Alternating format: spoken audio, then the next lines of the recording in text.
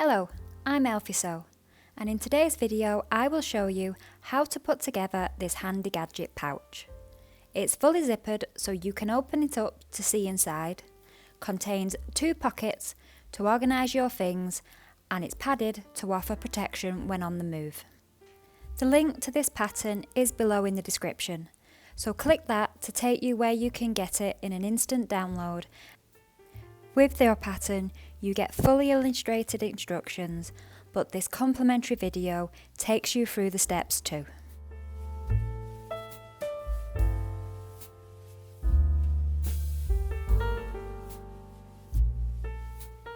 To begin, cut and assemble your paper pattern which you print at home. There is only one page that needs taping together, so it's a quick and easy assembly. Use your paper pattern to cut your fabrics. Each piece is clearly labelled with how many you need to cut of each.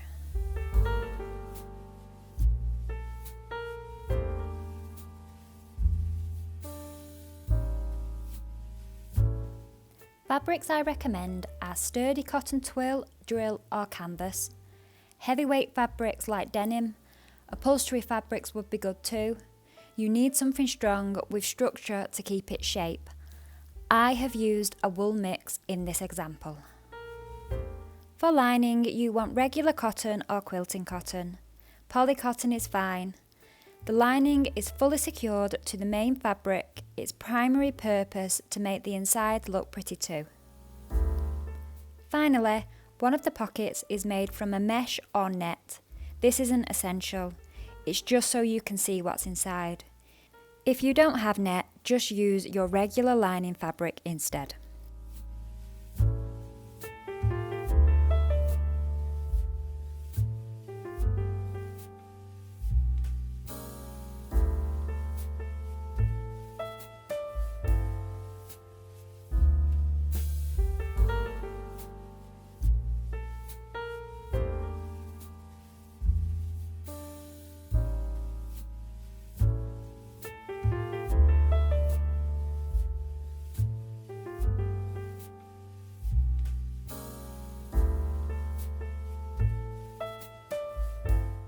So here we have our base, cut in our interfacing, lining and main fabric, one of each. Next we have the edge strip. Here we have 2 main, 2 interfacing and 2 lining. Just to point out now, I accidentally printed an old version of the pattern when filming this, where I hadn't set the correct length of the edge strip and the base. These 2 pieces will look a different dimension on your pattern, and that is correct. You'll see as I proceed how they should look. The elasticated pocket is cut on the fold from the lining only. The main body consists of 2 main fabric and 2 lining. You will see here it says cut 2 interfacing as optional. The reason this is optional is you may choose to create a softer structured pouch by leaving out the foam. If you leave out the foam, you need to interface this part with regular fusible interfacing instead. Here is the foam option. You want to get one-sided fusible foam interfacing. I use this flexi foam option. I have a link below where I bought this from, so you can check out the finer details and find something similar. Finally, you have the mesh pocket. It's hard to see on this background, but it's a fine net or a tool will do.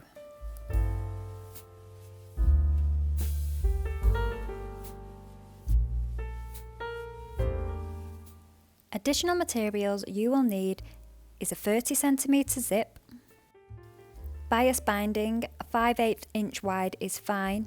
You can make your own. I have a tutorial linked above for how to do that. And elastic. I've used 1 centimetre wide, and you want to cut it to about 15 centimetres, just slightly wider than your main body, so you have something to handle. To begin, we will interface all our sections. The edge strip and the base. Interface on the wrong side, steaming first. Then lift the iron and move to a new location. Don't ever slide. Begin in the centre and work to the edges. For the main body, you need to follow the instructions on your foam interfacing. But to place the foam correctly, measure 1 centimetre from each edge to place your foam centrally. If you're not using the foam, just interface as you did with your edge strips.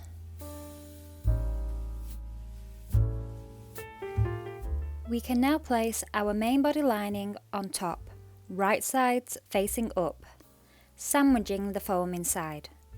Sew around the exterior at 1/4 inch, making this a single piece. For this project, it helps to use a zipper foot a lot so you can get into the edges of the foam neatly. You'll see that I swap thread colour with each part depending on where I am. If you don't want to do that, use a lining colour similar to your main fabric or select a thread that is complementary to both fabrics. For the elasticated pocket, fold it in half wrong sides together and press. That's the top of our pocket. Open it and place your elastic along the fold with it aligned to the edge. Clip it in place, repeat on the other side. We're going to sew along the side of the elastic, creating a tunnel. First, secure the edges with a quick basting stitch. This is easier than clips or pins. Now place your foot to the left side, needle positioned to the right, and sew in a straight line. Don't catch the elastic. As you go, pull the elastic from either side so the fabric sits smooth and straight. Place the pocket right sides up on the lining side of one of your main body sections. Align the elastic top to just under the halfway point and pin.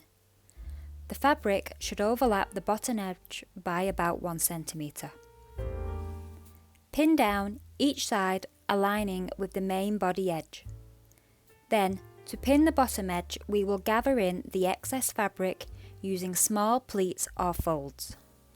These don't need to be precise. I use 3 or 4 to evenly spread the fullness throughout my pocket. Sew around the exterior, following your previous stitching line from elastic to elastic. Trim the excess fabric at the corners.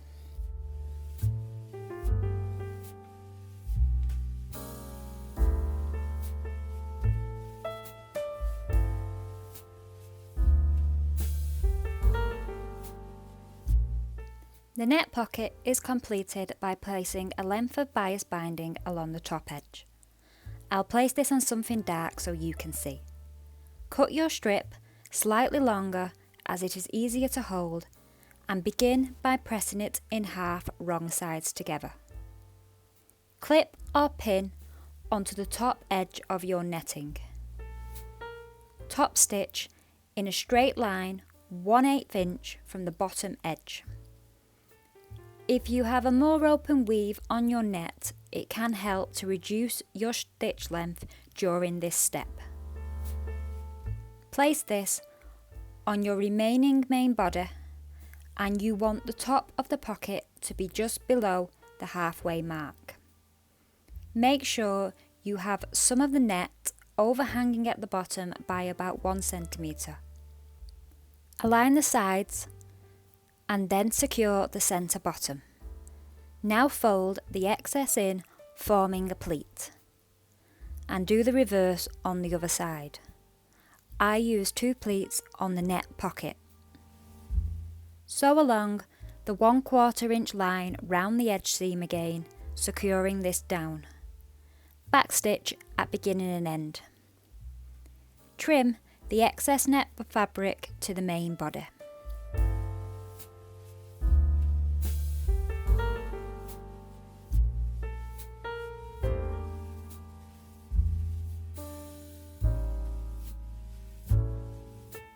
Our 2 pockets are now complete. You can see the size and function. If you decide you want more pockets or more elastics inside your pouch, just add them now before proceeding. Next up, we form the zipper section. This is where the dimensions of mine will look different to yours. Don't worry, mine is wrong and I'll cut it to size soon so it matches yours. Place your zipper onto one edge strip, right sides together. Align it along the long edge, central on that edge. Take your lining fabric and place this on top, right sides down, so the zipper is sandwiched between the lining and main fabric. Sew along this edge at 1/4 inch using your zipper foot.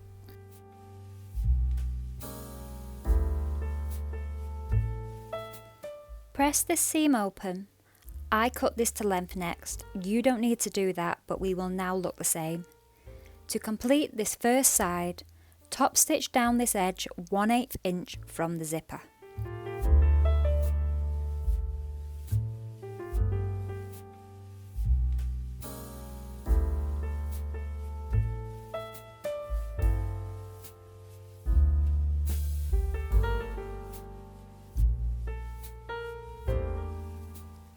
We're going to repeat the full process on the opposite side of the zipper. So right side of zipper to right side of main fabric. Then layer on your lining fabric, right side facing right side of main fabric. Again. Sew at 1/4 inch. Press, and when pressing, be careful not to get your iron near your zipper as this can melt the teeth. Keep it over your fabric only. Then secure it down neatly with top stitching along the zipper tape edge.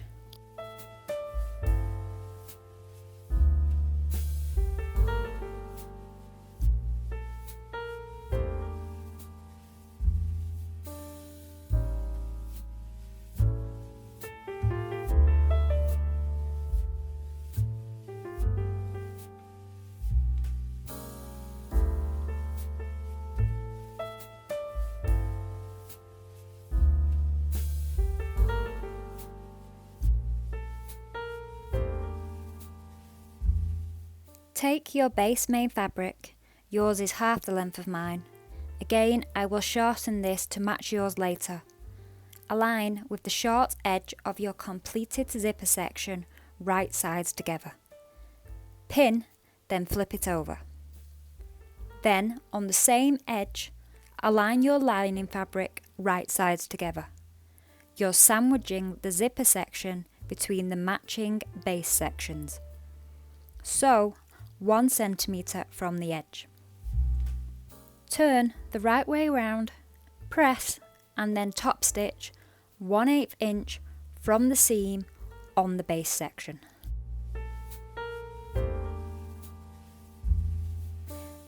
That is one side complete and I've now trimmed my base to the length to match yours.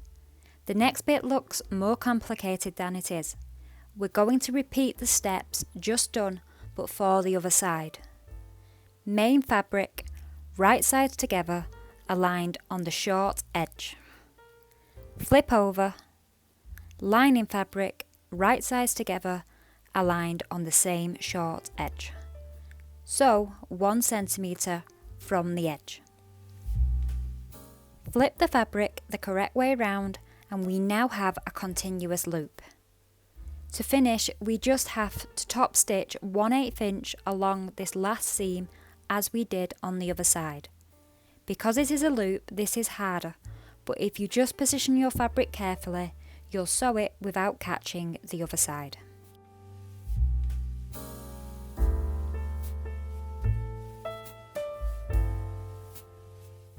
To prevent twisting, base stitch 1/4 inch all the way around both sides of this loop. Stay in the seam allowance, it just secures everything neatly and stops the layers coming apart in the next steps, which can be fiddly.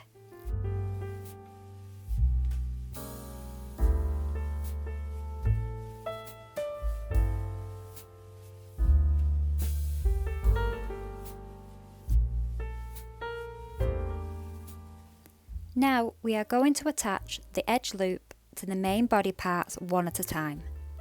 Begin by quartering your edge and your main bodies. This means finding the centre points of each side. Fold and snip each side. Then fold the other way, aligning your snips and snip again.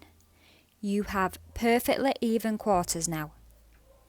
If you don't want to snip, you can also just measure manually and divide your sections up.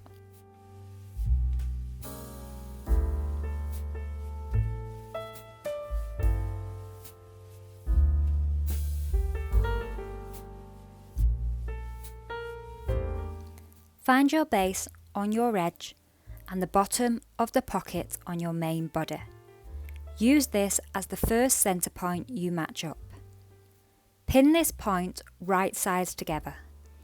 It can be hard to start this, but it will take shape as you go and look clearer. Work your way round and match the other 3 centre points. We have our fabric evenly distributed. This step should be taken slowly and lots of pins. Work your way towards the corners, aligning the edges, then the corners last. It may feel tight, but it will fit. It's tempting to clip to get the curve, but try not to, as your end pouch will be sturdier left unclipped. Work your way round all corners, then sew this edge 1 centimetre in.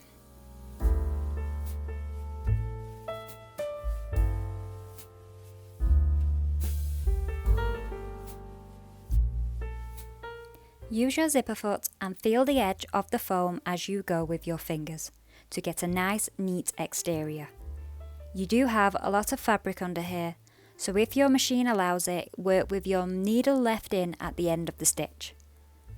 Lift your presser foot, adjust your fabric so there are no tucks or gathers, lower your presser foot and continue round.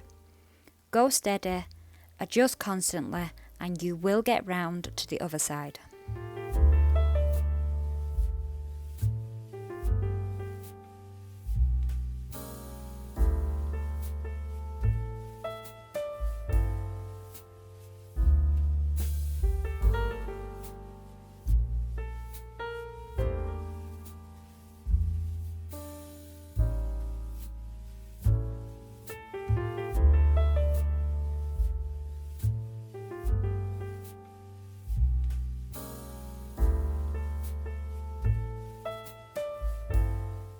Pop this the correct way round and check you're happy before proceeding to the other side.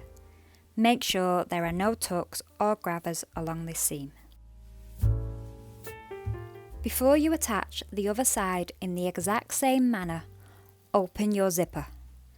This is essential. Do not forget to open your zipper or you will not be able to turn your pouch the correct way around at the end.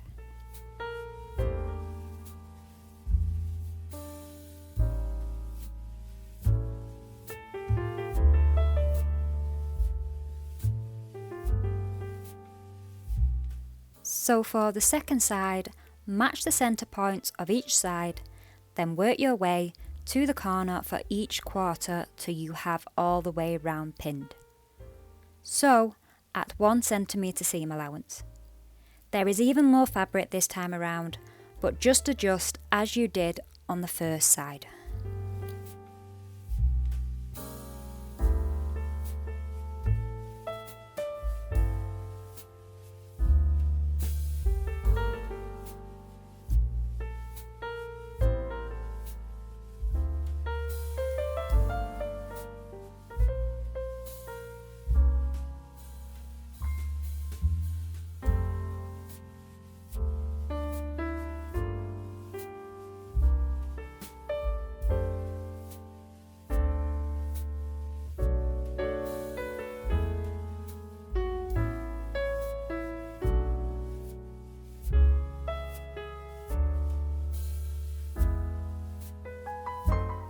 Our pouch has taken shape. You just want to finish the inside edges that are still raw. You can do this in a few ways depending on your preference and the level of finish you want. The quick and easy option is to go around each internal seam with a zigzag stitch to prevent fraying, or an overlocker if you have one. It will take you minutes to complete and lock all this in place. I have this on one of my pouches and it works great. The second method, which is a prettier finish, is to use bias binding on these seams. Match it to the binding you used on your pocket edge. Pin it around carefully, trapping the raw edges inside. I like to hand base this before taking it to my machine to sew permanently. This is slower. I'm using 1/2 inch bias binding here. I recommend 5/8 inch at minimum. Do it for both sides and it looks polished and perfect.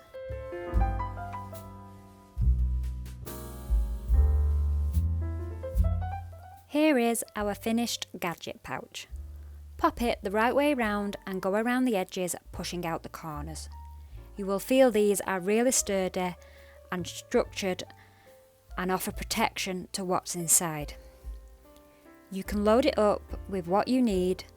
I work between the office and my home, so I always have to carry my electricals around, and that's why I created this pouch to keep all my belongings safe and together without tangles. I keep my adapters for my Mac in here, a USB reader to transfer my files, headphones and memory cards. I then have my charging cable and my charger. Usually I also end up with a load of post-it notes tucked in here, just a secure portable desktop for me. You don't have to put gadgets in, you can store anything really in here. The foam gives you that bit of protection in your bag and it's a neat looking bag for getting out on the road. I hope you enjoyed today's video and go and download the pattern to give it a try in the link below. My name is Elfie Sew and I produce sewing tutorials and inspiration for all levels. Please like and subscribe to stay notified of new videos. Happy sewing!